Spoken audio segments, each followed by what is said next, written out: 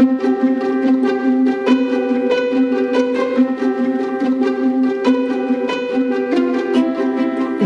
to Free Your Inner Guru. I'm your host, Laura Tucker. Thanks so much for joining me here on the podcast. I'm back with a solo episode to bring you up to speed on my progress through the summer of self-care. And I hope if you've been listening to the interviews and the last episode with Karen Haycox, oh boy, if you haven't heard it, I strongly recommend you go back and listen to her story. The feedback has been overwhelmingly positive, and Karen's entire story is a journey of self-care defined by taking the next best step.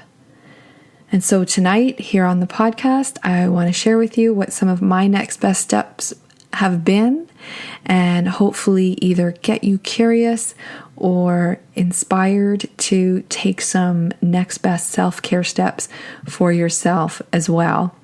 So at the beginning of the summer, as you're probably familiar if you've been listening along, I decided it was time to shift gears away from working to actually enjoying and realizing that there was a summer, because the last couple of summers have just blown by.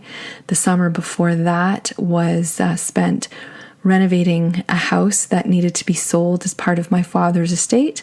And the summer before that was moving back to Toronto from Kelowna, BC. So the summers have been really not very summery, to be honest. So this year I wanted something different. We're allowed to do that. We can intend for different and nurturing and wonderful experiences. So I decided that I wanted to get my body moving again, change a little bit of what I'm putting into it. And I had a nasty neck and shoulder issue. So my 3 consistent self-care activities over the course of the last month have been to go cycling, which, by the way, has put an absolute silly grin on my face. Every time I ride my bike, I feel like a kid again. Even the other night when I was coming in from going for a ride down along the Danforth here in Toronto, an area you would be familiar with probably from the news, I went down to the memorial site where we had a shooting, and it was very touching. I actually just went back there yesterday with my mom on her birthday. She wanted to pass by and pay her respects. So I came riding home, and I was feeling pretty good, actually, because there was just such a beautiful healing quality to the energy at that site. And just through no intent at all, but I bumped into our mayor on the street, and I had a lovely conversation with him. His name is John Tolle, and I'll come back another time and share some of what I experienced from him and other leaders like him as far as their presence when they're speaking with you. But so this cycling thing has got me out into the city. I'm more engaged with my environment. I've got it's not silly, it's a wonderful, actually, big grin on my face as I'm cycling all the way around. And I came back home, and I did something very daring. I took both hands off the handlebars, something that I was always afraid to do as a kid. I'm not the most, let's just say I'm not a gazelle or a mountain goat as far as balance and speed. So it's really helping me to tap into feeling more youthful, having more energy. My muscle and endurance are coming back. It's awesome. So that's number 1. The second one is I've been drinking this glowing green smoothie, which is a big part of the story I'm going to relate to you in a moment. And the third has been to go to the chiropractor every Friday afternoon to get this. I had a huge knot in my neck, and no doubt from being sedentary most of the year at the computer. So making great progress on that. But I'm going to start collapsing time here in this story that I want to share.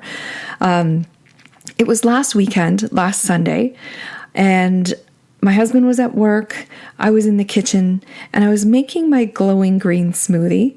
And don't worry, I will leave a link for the recipe in the show notes. But, it takes a lot of time. Chopping up the vegetables, even with the Vitamix, especially in the beginning, it takes quite a lot of time to, when I say a lot of time, I mean a lot of time compared to going for the hummus and chips, which is the usual snack, okay? So I was I was restless about it. I was a bit resentful about the time and just thinking, oh my goodness, this self-care stuff just takes a lot of time. I wasn't in a great place in my head. So I went to distract myself by turning on the television, and I was surfing the channels, and I landed on OWN, the Oprah Winfrey network, which isn't a usual choice. But when I saw it was on there, I was captivated. They were showing the series that Oprah recorded 10 years ago with Eckhart Tolle called A New Earth. And I had to stop because 10 years ago, I participated in that, air quotes now, webcast that they did. And when you think about it, this is quite cutting edge at the time, where on her website, she broadcasted every week for 10 weeks. She had Eckhart Tolle on, and people Skyped in with questions, and they went through A New Earth chapter by chapter. And I sat down to take a look and just soak this in. And there it was on the screen, and it was like, not even taking up the whole screen, because of course 10 years ago we didn't have the 16:9 ratio, and I was transported. And then the serendipity of what followed just makes me chuckle. So it was the last episode, and Eckhart Tolle starts talking about the three, I've got to look at my notes here, the three aspects of enlightened doing. And they are acceptance, enjoyment, and enthusiasm. And it was like right there, right now, 2018, I'm being spoken to by Eckhart Tolle from 10 years ago, something that I had seen the first time. And the core of the message is that if you're doing something and you're not doing it with at least acceptance, on the scale of acceptance, enjoyment, enthusiasm, then, and I'm paraphrasing here, but his point was, you might as well not be doing it. And I had to laugh, because there I was, busy in my head as I was making this glowing green smoothie, which is supposedly an intentional act of self-care.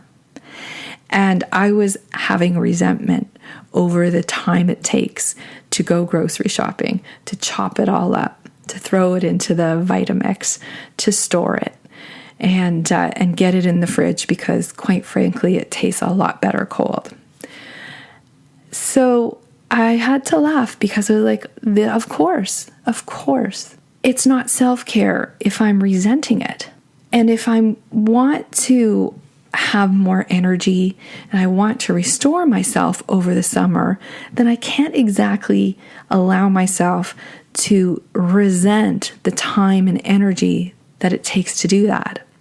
If I want my endurance back, if I want some more muscle tone, then how counterproductive is it to resent the fact that most days right here it's too hot for a sane person to go out, but also that it's going to take a good chunk of my day.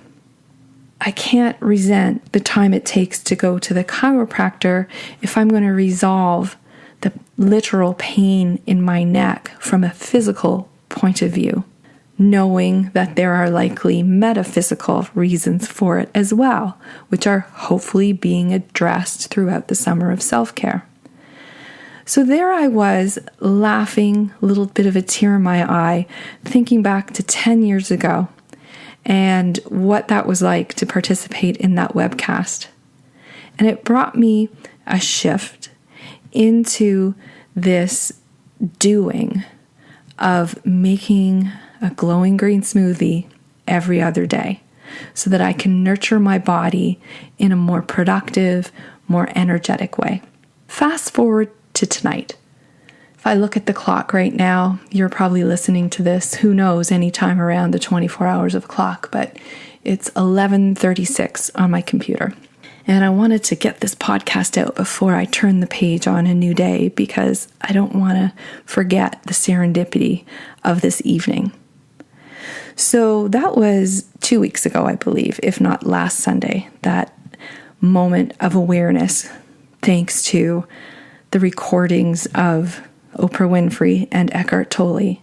Today, I had another self-care oriented day. Seems like Sundays are the day to regroup. I started the day by going to Costco and then getting to the fruit market before handing our vehicle over to my husband to go to work. So it was a pretty nice early start. And then spent the rest of the day, did some Netflix for my entertainment and enjoyment. Watched a really super cute movie. And then I came up and started purging my closets, cleaning the upstairs, purged some books out of my office, and then mani-pedi, bath, made dinner.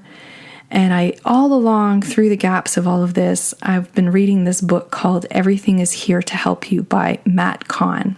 And as I was reading some of this, it brought to mind A New Earth and Eckhart Tolle in its own way. It's not the same content by any stretch, although when it comes down to it, a lot of these teachings and ideas, they're all coming from the same place if they're coming from the higher wisdom of the universe and source.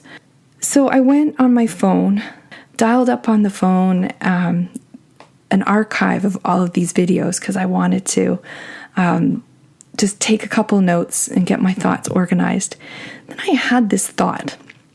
And the thought was, I bet if I went back into that box and pulled out my journal from 2008, I would find notes on A New Earth. And it was that intuitive voice that I recognize as my inner guru. So I got up, I was reading in bed. I got up and I went into the box. And for those of you who have watched Enlighten Us, you'll be familiar with that box if you recall. It's a box that I've had for over 10 years now, and it's full of all of my journals and workbooks. And sure enough, the first journal that I pick up is my journal from 2008. And I flipped it open, and I'm looking at it right now. There are notes here. It flipped right open. The marker was right at Saturday, August 2nd, 2008. And I was doing a daily writing task of an hour writing every day. And it's pretty amazing what's in here. But then I was like, let's get back on track. You can go through all that stuff later. And I flipped, and then the journal opened up to the very precise spot in the journal where I took the exact same notes from the exact same moment of A New Earth with Oprah Winfrey and Eckhart Tolle. And so I'm going to share some of the notes with you here tonight because the feeling I got from all this is that the universe really wants me to share this with you. So this is from chapter 10 of A New Earth, and the 3 modalities of awakened doing are acceptance, enjoyment, and enthusiasm. So even back then, this idea grabbed my attention. Acceptance means accepting something for what it is, whether it's a flat tire, work, taxes, and even in the video, I gotta say, he uses grocery shopping as the example. So it's like he's talking right to me, because let me tell you, if there's one activity that I've resented my entire adult life, which I'm going to do my best to just put it to bed now, it's been grocery shopping. How counterproductive is that? Coming back to my notes here, I even wrote down here on Saturday morning, a garage sale that I had. I was resisting it, and to resist it would have ruined the whole day. So I guess I got myself around it. And I remember the garage sale. I'd sold my home, and I was thinning things out before I moved into a new townhouse. Acceptance is not a passive state. It's a state of alert attention. And at the very least, when you're doing something, do it from the point of acceptance. There's also another note here saying, accepting what is going on in the world is not condoning. And that just seems so incredibly relevant. Not just then in 2008 when I wrote those words down, but for now. Instead of resisting and resenting and being angry and being upset, accepting what is going on in the world is not condoning it. And when I think about that, it brings some peace into my heart, because I do spend a fair amount of time, well, compared to before, let's face it, it's not a lot of time, but I check in on the news every day to see what's going on. And it's so hard not to get into a mindset of resistance and anger and upset a lot of the time. And I remember 10 years ago, the thing that was happening was the recession. Although we didn't know it was the recession then, but there were things going on in the marketplace. I was in the automotive industry, and it was a really challenging time. So there's some parity going on here as we collapse the time between now and 10 years ago when I wrote these words down. And then going back to the notes that I have here is that enjoyment, which is the next phase of enlightened doing, is a higher frequency.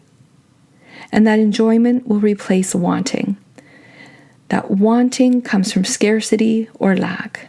It's old energy, and you're always trying to get away from the present moment.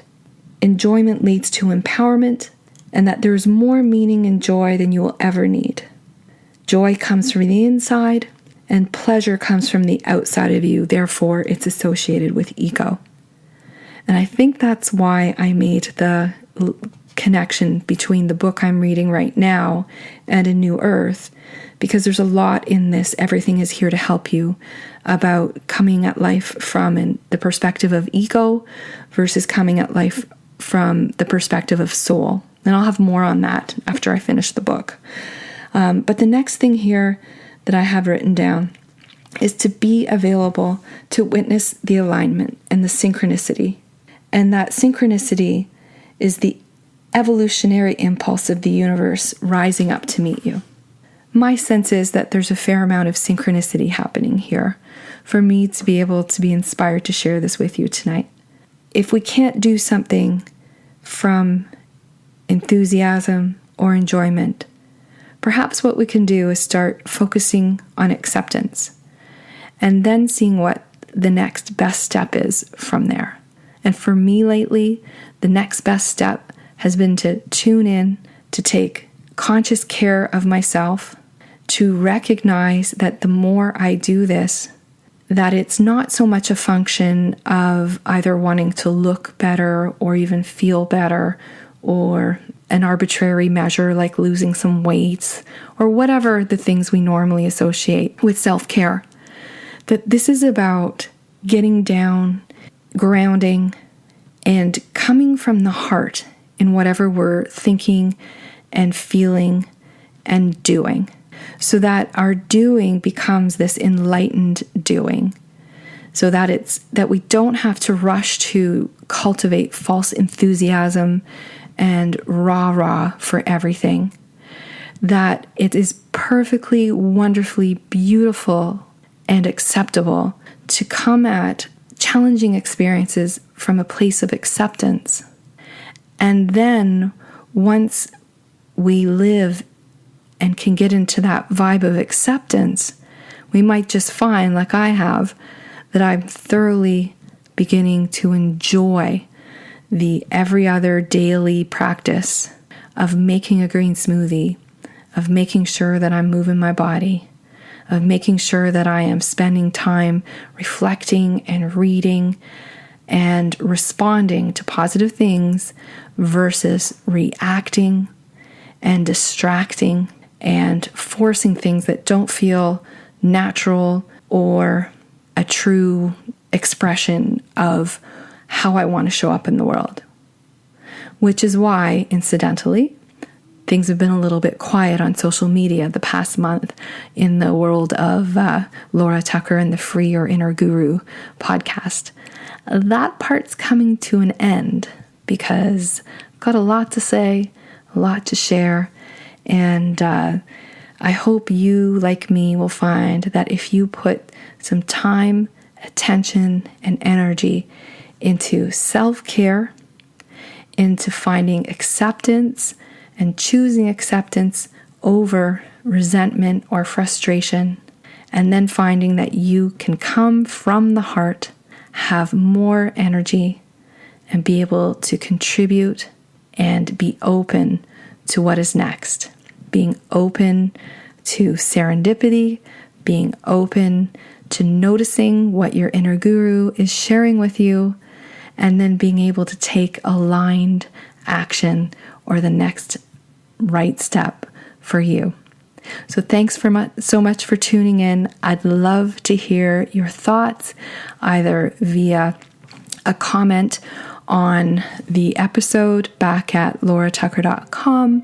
You can always send me an email directly at laura@lauratucker.com. That comes straight to me. And or the contact form on the website is a great spot as well. A couple things I would love to put out there. If you're enjoying the podcast, there are 2 ways that you can take action to support it, especially if you're an iTunes or an Apple Podcast user. If you subscribe, that does great things behind the scenes and lets you have every single Free Your Inner Guru episode downloaded automatically to your device. The other thing that would be most appreciated is a review, and those can be done either via iTunes or the podcast app. I do have a blog that I'll leave a link along with all of the other links that I talked about today, the books, the recipe, and I just want to wish you a wonderful start to your August, and that you might join me on this summer of self-care journey. Have a wonderful day. Thanks for tuning in. I'm Laura Tucker, signing off for Free Your Inner Guru.